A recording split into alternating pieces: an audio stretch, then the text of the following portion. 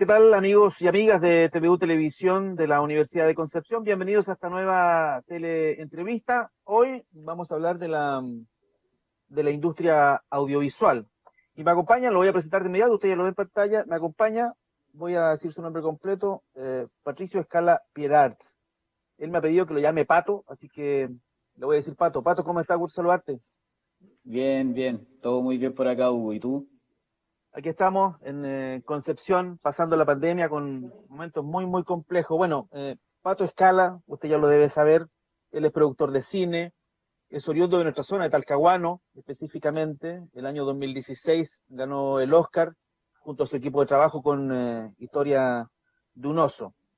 Eh, Está trabajando en la productora Punk Robot, ya sabemos, conocemos su historia. Pato, mira, te llamamos a propósito del tiempo que ha pasado y a propósito de que estamos ahí todavía con el Oscar, parece que hay alguna posibilidad con otra pieza audiovisual, un documental, ya te vamos a preguntar de eso. Eh, pero a propósito del tiempo que ha pasado, digamos, queremos saber cómo ha evolucionado la industria desde tu perspectiva. 5 años ya han pasado desde que ustedes ganaron el Oscar, ha sido un hito, indudablemente es un hito, está en la historia, pero yo no sé si ese hito ha significado un cambio, y no me refiero, para que me entiendan bien, al momento inicial, que evidentemente fue una vorágine, seguramente tú lo recordarás como una vorágine, pero significó un cambio un poquito más de fondo de el desarrollo de lo que debería ser, no sé si llamarle incluso industria audiovisual chilena. Em, creo que, creo que es una buena pregunta y si puedo como profundizar un poco, me gustaría como tratar de tomarlo desde un aspecto que quizás a veces no logramos como dimensionar. Creo que obviamente un reconocimiento como un premio de la academia, como el Oscar, es súper relevante para cualquier productora o empresa dentro del rubro audiovisual. Y obviamente ayuda en el currículum y abre algunas puertas o algunas ventanas para poder presentar el trabajo que hacemos nosotros como productora o presentar el trabajo que hace Gabriel como director. Pero yo me acuerdo cuando estábamos en la ceremonia, antes de saber que habíamos ganado, antes de que anunciaran los ganadores, Gabriel, que vio que yo estaba nervioso, me dijo: Pato, en verdad no pasa nada. ¿Qué va a pasar si ganamos? Y yo le voy a decir como, bueno, vamos a tener la posibilidad de hacer como muchos más proyectos y contar muchas más historias. Y me dijo, ¿y si perdemos? Me dijo, vamos a hacer lo mismo, vamos a seguir contando historias, vamos a seguir haciendo proyectos, que es lo que nos gusta hacer, vamos a seguir haciendo animación. Entonces, la verdad que lo que ha pasado después de eso es exactamente lo mismo que hubiese pasado si no hubiésemos ganado. Hemos seguido contando historias, hemos seguido haciendo contenidos animados preescolares, que es lo que nos interesa a nosotros como productora. Seguimos contando historias a veces un poco más complejas, pero siempre con un tono familiar, porque lo que nos interesa es transmitir un mensaje. Creemos que ese mensaje tiene que ver con aportar algo positivo a la sociedad de la que nosotros somos parte, y ese ha sido nuestro desafío hasta ahora, y la verdad es que con reconocimientos o sin reconocimientos estaríamos haciendo lo mismo. Creo que tiene que ver con la expresión que nace de nosotros en querer aportar a la construcción de un mundo mejor. Por inocente y naive que suene, ese es nuestro desafío, y ese desafío lo hemos tomado desde la televisión preescolar. Sentimos que los niños llegan al mundo con una visión muy especial en la que nosotros queremos poder ser parte y ayudarlos a sentir que la diversidad y que los sentimientos son algo que uno tiene que cuidar y proteger. Sí, leí por ahí algunas entrevistas tuyas donde hacía referencia a ese tema. Creo que la frase era, eh, queremos que los niños aprendan a través del cine o en el colegio a través del cine, digamos. Y yo imagino que hacen referencia a que, y lo digo porque he hecho un par de entrevistas en este sentido, digamos, hace referencia a que en los colegios se sigue enseñando como en 1800. Un profe adelante, los alumnos para atrás, el profe en un pedestal, entregando la visión del tema, digamos. Y ahí hay súper poca innovación. Sé que en el último tiempo, por supuesto, hay algunas fuentes o maneras de hacer educación distintas, ya se han atrevido a hacer círculos, qué sé yo. pero que el cine lograra entrar, o que la industria audiovisual, o enseñar a través de una película o de un contenido audiovisual, ya es dar un salto importante y hace además un poquito de justicia para, para la gran cantidad de tipos de niños que tenemos. Estoy pensando en niños con TEA, digamos, que son muchas veces considerados como flojos cuando en realidad tienen una condición en particular. Pero como la masa es los niños, 40 niños, entonces me llama la atención ese énfasis, y lo menciono, te lo voy a preguntar más adelante, pero lo mencionaste recién, el énfasis de el cine en los colegios, la industria audiovisual en los colegios.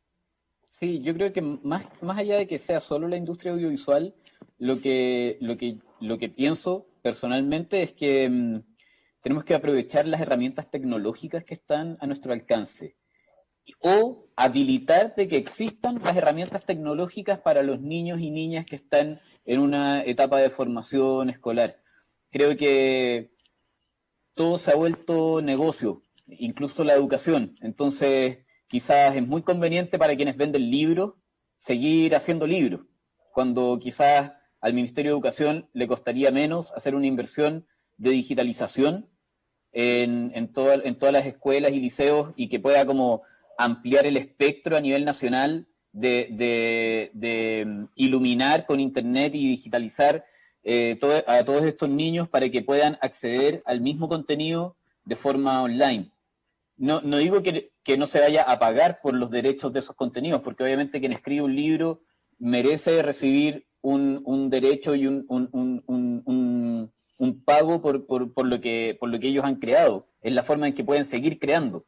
Pero la verdad es que siento que nos toma demasiado tiempo modernizar la estructura del Estado para poder llegar a las personas, y creo que tiene que ver siempre con un negocio detrás más que con la buena voluntad. Entonces lo que yo he visto es que hoy en día esa buena voluntad viene mucho más de fundaciones privadas. Nosotros logramos ahora durante el inicio de la pandemia hacer un proyecto animado que es de lectoescritura para enseñar a los niños a leer y escribir, y lo hicimos con el apoyo de una fundación y lamentablemente el ministerio no se sumó a algo que a mí me parecía fundamental. O sea, nosotros lo hicimos sin pensar como en tener utilidades, sino que pensamos en qué era lo que era necesario para los niños y niñas en el momento difícil que estábamos viviendo, y que era poder como tener una base dentro de su ciclo inicial de educación. Y creo que en ese sentido necesitamos mirar más allá de lo que es el corto plazo, sino que mirar en un mediano plazo qué es lo que podemos construir como sociedad. Y creo que en ese sentido la infancia es lo más relevante y lo que deberíamos todos cuidar. Y hemos visto en varias notas de televisión, incluso nosotros acá también en TVU, en general los medios de comunicación hemos mostrado varios ejemplos de niños que no tienen las condiciones mínimas para sobrevivir en pandemia, digamos. Estos chicos estudiando en un cerro, una cuestión increíble, el otro en la acera de su casa. Eh, Parece increíble que estando en este siglo 2021 tengamos todavía esas condiciones, digamos. Eh, es súper complejo, súper complejo. Mira, empezamos hablando de cine y estamos hablando de educación, pero en buena hora que así sea. Quiero preguntarte por la pandemia en particular, ¿cómo lo ha afectado a ustedes como productor la pandemia? Y vuelvo, sin ser tú representante de la industria, pero ¿cómo lo ha afectado? Bueno, los proyectos se paralizaron en gran medida, ¿no?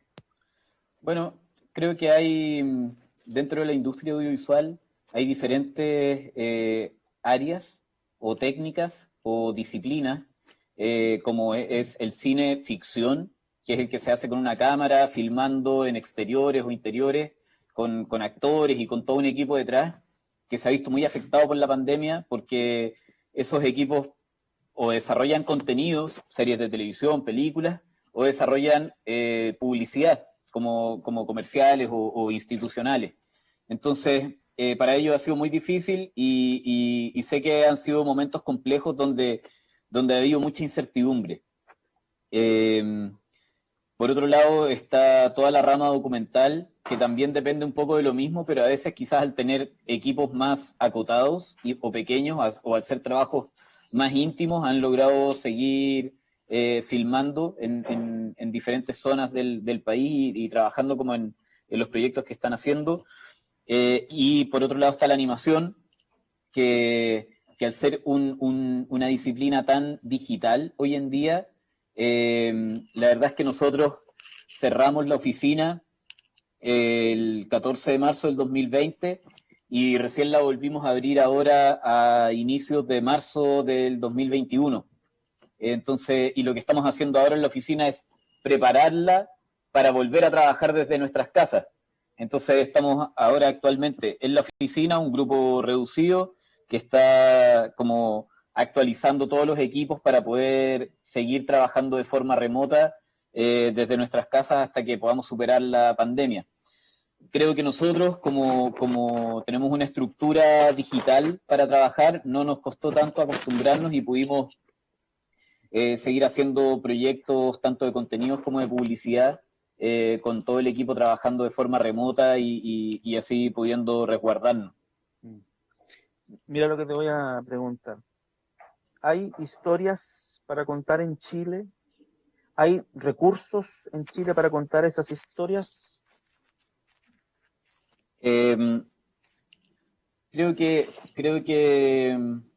hay una cantidad de historias que todavía no dimensionamos, porque nuestro país, al tener esta como estructura de una franja larga y angosta, nos hace tener una diversidad muy grande de idiosincrasias que se mezclan, que se juntan y que de por sí tienen como sus propias individualidades. Entonces, eh, creo que hay muchas historias para contar y creo que aquí yo siempre trato de ser muy sensato, o sea, Chile no invierte en cultura lo que debería invertir.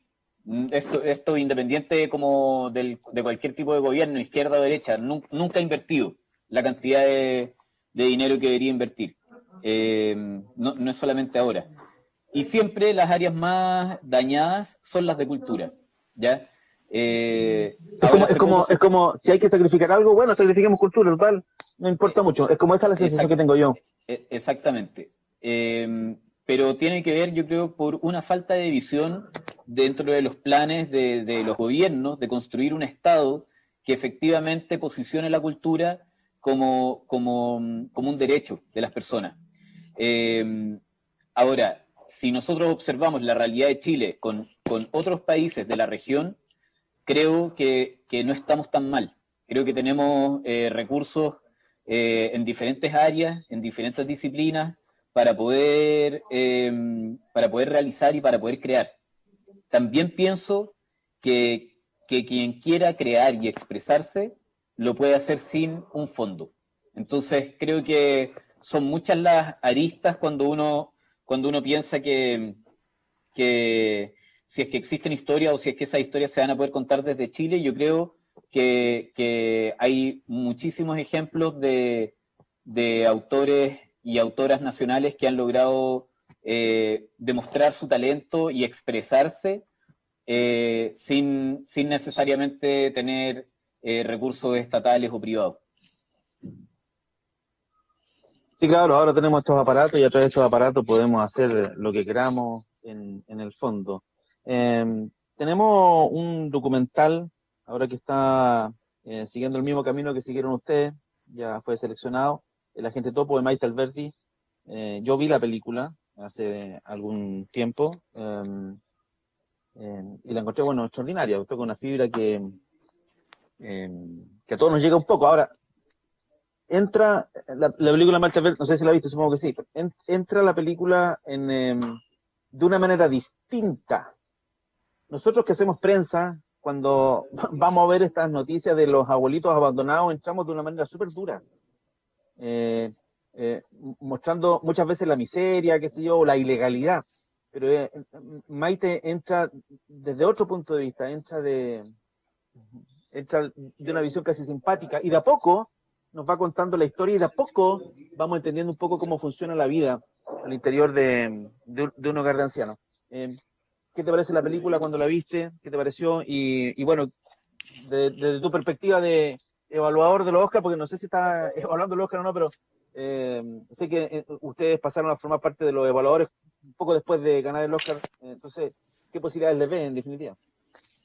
Sí, bueno, no es evaluador realmente el título, sino que uno pasa a ser miembro de la academia y hay otros 7.000 miembros que todos votan por los proyectos que van quedando nominados o que finalmente terminan ganando la estatuilla.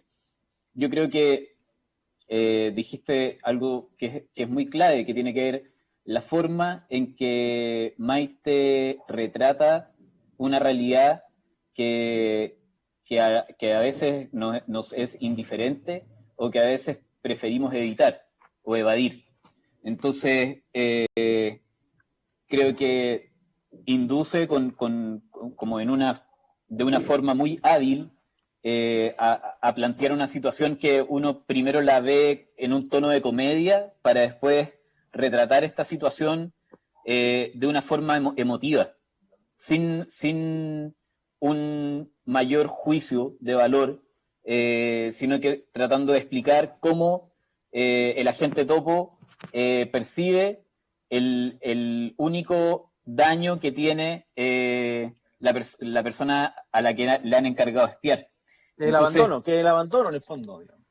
exactamente. Entonces, siento yo y como que lo he pensado mucho estos días, como sobre todo porque uno, como realizador dentro de como una industria como la audiovisual que por lo general lucha mucho por poder contar estas historias y salir al mundo a mostrarlas, se enorgullece cuando ve que una película como El Agente Topo logra llegar y obtener diferentes reconocimientos y quedar nominada o quedar seleccionada en festivales. Pero la verdad es que para mí por sobre eso está exactamente ese mensaje que ella está entregando y de la forma en que ella lo está entregando. Entonces, como lo veo yo, independiente de que gane o no gane, para mí el valor ya está, porque lo que va a trascender es la obra, no los reconocimientos que obtenga. Entonces lo que yo pienso es que en este minuto ella logró hacer una obra que trasciende, más allá de cualquier premio que pueda tener, y lamentablemente el, el, el público, la audiencia, todos los que estamos de espectadores de esto, estamos quizás más concentrados en el premio que podría ganar que en el mensaje que nos está entregando. Nos pasó un poco lo mismo con el corto del oso. A Gabriel solo le importaba la cantidad de premios que podría estar ganando o las nominaciones porque sentía que el mensaje se estaba amplificando. El mensaje de que una familia no podía ser separada a la fuerza. Y porque sentimos, y como lo decía en un inicio, quizás ingenuamente, que esa es nuestra contribución a la sociedad. Cuando vemos una sociedad que se empieza a fracturar, como es la nuestra actualmente, o como puede pasar entre México y Estados Unidos, o otros lugares dentro del mundo, porque no solamente somos nosotros una sociedad con conflictos, sino que hay conflictos alrededor del mundo, y no logramos entender que hay ciertos límites que hay que respetar, como el derecho a la vida, ¿cierto? Los derechos humanos. Creo que nos estamos quedando solo como en lo facilista o en lo superficial, que puede ser un premio o un reconocimiento, y estamos dejando de lado lo importante que es el mensaje. Sí, bueno, yo creo que eso pasa porque tenemos tan pocos reconocimientos internacionales. Imagínate lo que pasa con el Chino Río, con, no sé. Entonces, cuando hay tan pocos reconocimientos internacionales, tenemos uno, claro, nos preocupamos del premio, y el mensaje que está atrás del premio lo dejamos un poco de segundo lado. Yo creo que tiene mucha razón en eso. Tenemos que acostumbrarnos a ganar Oscar, pues, y cuando nos acostumbremos a ganar Oscar, bueno, imagino que el acento va a estar puesto en el contenido, no tanto en la estrategia que se consiga. Punk Robot. Bueno, a mí en ese sentido me encantaría porque pasaríamos, si gana Maite, pasaríamos a tener más Oscar que Copas América. Si es que queremos pensarlo o medirlo en premios. A propósito del fútbol, sí, una conversación de fútbol, pero acá se acabaron los permisos de fin de semana Entonces, hay quienes están preocupados en las ferias, y qué va a pasar y hay otros que están muy preocupados por el fútbol. ¿Qué pasa con el fútbol el fin de semana? Bueno, en fin, ahí cada uno verá a qué molino lleva agua. Punk Robot, ¿qué proyectos tienen ustedes? Sé que después de Historia del Oso sacaron unos libros, estuve haciendo seguimiento a ese tema. Sé que tienen la idea de un largometraje. ¿Cómo avanzan? También hemos visto en SNTV la guitarra y el tambor. Sabemos que están dedicados a ese tema de los niños, y me parece extraordinario. ¿Cómo visualizan ustedes? Bueno, la pandemia va a terminar, ya lo sabemos, Pato, va a terminar, si Dios quiere, digamos, a mediados de año, y el segundo semestre debiera ser más o menos normal. Por lo tanto, hay que empezar a proyectarse, Pato. Sí, mira, nosotros estamos en este minuto desarrollando 2 series preescolares. Estamos haciendo la segunda temporada de Guitarra y Tambor. Estamos haciendo la primera temporada de Wow Lisa, que es un proyecto nuevo que habla sobre dar valor a las cosas pequeñas y reutilizarlas. Está enfocado a intentar explicar o que los niños adquieran para sí capacidades de reutilización y de reciclaje. Siempre niños en edad preescolar de entre 4 y 6 años. Estamos trabajando también en nuestra primera película, que está inspirada en el corto del oso. No es el corto en 90 minutos, sino que es una película inspirada en la historia y en el mensaje que hay detrás del corto. Y vamos a hacer también nuevos episodios de Alfadeca, que es la serie que te comentaba antes, que es un programa de lectoescritura que busca enseñar a los niños en etapa básica a leer y escribir. ¿Qué les dijo el ministerio? ¿Por qué no financiaron por qué tuvieron que acudir a los privados y no al ministerio? Dijo, ¿sabe qué? No tenemos presupuesto, imagino, no creo que le hayan dicho, no, mira, esto no nos interesa. No es un proyecto nuestro, es un proyecto de la Fundación Sara Rayer de Erasmus. Entiendo que ellos hicieron el acercamiento con el ministerio. Seguramente el ministerio tiene otras prioridades, o como explicaba antes, quizás no está dentro de los planes como de gobierno o de Estado que exista una digitalización de contenidos para poder entregar de mejor manera la educación a los niños, ni siquiera como ahora en este momento de pandemia. Si yo creo que, como decías tú, estamos en el 2021 y tenemos que ser capaces de aprovechar las herramientas tecnológicas que existen, y por lo mismo creo que, por ejemplo, el lanzamiento de TV Educa Chile durante la pandemia fue ocupar las herramientas tecnológicas que tiene el Estado, independiente de que era toda la Asociación Nacional de Televisoras, las concesiones del espectro de televisión son estatales. Y esas concesiones que se entregan para que efectivamente exista televisión de calidad. No solamente televisión que nos entretenga, sino que también que nos informe y que también nos ayude a generar cultura. Entonces, creo que en ese sentido es donde el Estado tiene que empezar a aprovechar las herramientas que tiene y aprovechar la red que tiene para poder generar impactos grandes en cómo la sociedad va evolucionando y va mejorando su calidad de vida. Sí, yo te agrego... Me sonó medio como político eso, pero de verdad lo pienso. ¿No estás de candidato a constituyente por si acaso, no? No estoy de candidato a constituyente. No, mira, yo quería, a propósito de lo que dice, yo te sumaría algo más, digamos. Te sumaría el tema de la descentralización de la televisión. Nosotros somos un canal regional, TVU. Acá hay otros canales, y bueno, a propósito que vamos a tener elección de gobernadores regionales, a propósito de un montón de iniciativas que pretenden descentralizar el país, yo creo que descentralizar la información a nivel nacional sería súper bueno. Creo que hay que potenciar los medios regionales. Creo que la gente entiende perfectamente la diferencia entre un canal de cobertura nacional y un canal de cobertura regional.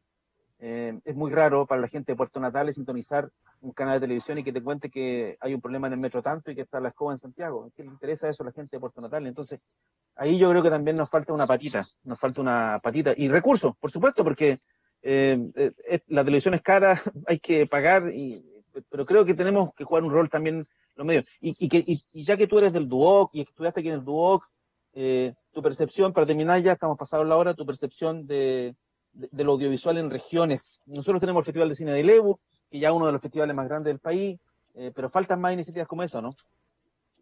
Mira, creo que en relación a la televisión regional con la televisión quizás como de cobertura nacional, pero centralizada en Santiago, yo me acuerdo cuando TVN empezó a abrir como su área en Concepción, que no sé si existe todavía. Sí, TVN Red Bio Bio.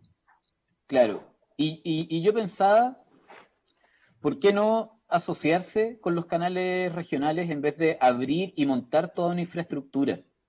Porque la inversión de montar una infraestructura, montar un edificio, comprar equipos, llevar equipos, que todo funcione desde allá, eh, está bien, descentraliza y te da un área en toda la región sur, pero perfectamente TVN podría haber tenido una forma de operar mucho más ligera, colaborando con todos los canales regionales que había en el sur, con todos los canales regionales que había en el norte, y generando un sistema de visibilización de los contenidos, Sí, ¿sabes lo que, y intercambiar, sabes lo, colaborar. tú tienes mucha razón porque no sé qué decir el colega TVN, pero lo que pasa efectivamente que al instalarse acá una sucursal de un medio nacional grandote, digamos, opera bajo las lógicas del medio nacional, opera bajo las lógicas editoriales del medio nacional. Entonces, lo que para nosotros es importante, para Santiago no es importante. Entonces, y ahí, claro, se produce eso que dices tú. Es que ahí, No, Hugo, lo que pasa no tiene que ver con el colega que va a hacer su trabajo ahí en la región, porque él claro, seguramente está intentando hacer lo mejor posible con los recursos que tiene, sino que tiene que ver con que el directorio de TVN, que es el que toma estas decisiones, decisiones de invertir cuando el canal, en vez de lograr una estructura de colaboración que lo haga más liviano y por lo tanto más rentable, empieza a invertir en gastar que a veces como muchas veces uno siente que hay empresas que como no tienen el manejo para poder tener una visión de cómo deberían ser las cosas, solamente terminan ejecutando presupuestos en infraestructura en vez de en contenidos. El problema que tiene actualmente TVN es que tiene un directorio que es netamente político. Y puede que haya un representante de un sindicato dentro del directorio y eso no es suficiente. Y como todos los cargos pasan a ser políticos y los directores ejecutivos, presidente, etcétera, son todos cargos políticos, las decisiones son políticas. Son cómo logramos generar un impacto que nos posicione políticamente. Entonces, ahí es donde, al no tener ni un tipo de plan a largo plazo estatal que permita que haya información relevante para todo el país, no vamos a tener nunca un canal que cumpla un rol verdaderamente público. Y yo creo que no es tan difícil. Creo que solamente es un tema de coordinación y de colaboración entre el canal que está centralizado en Santiago con los canales regionales que por lo general, creo yo, están cubriendo las noticias que a la gente de cada sector más o menos les hace sentido. Quizás alguien de Quirihue tampoco se va a sentir tan representado por el TVU, ¿cachai? Porque no ve tanto Quirihue en pantalla, pero creo que al menos uno podría ir como retratando ciertas áreas si es que logra como entender que la descentralización no es solamente tomar y posicionar una infraestructura en un lugar, sino que es amplificar la red de contenidos y información que uno entrega sobre ese lugar. Entonces, creo que por ahí hay un desafío mayor que tiene que ver con que nosotros tenemos que lograr tener gente especializada a cargo de los temas y no solamente cuoteos políticos en todo lo que en todos los organismos del Estado. Si esto no es solamente con el canal público, pasan los ministerios, pasa en general en todo el Estado que no logramos tener una visión de país, por lo tanto no logramos tener un plan de Estado que después los otros gobiernos tengan que ir siguiendo, como que los gobiernos se entorpecen, el que entra entorpece lo que hizo el anterior para poder decir que el otro lo hizo mal.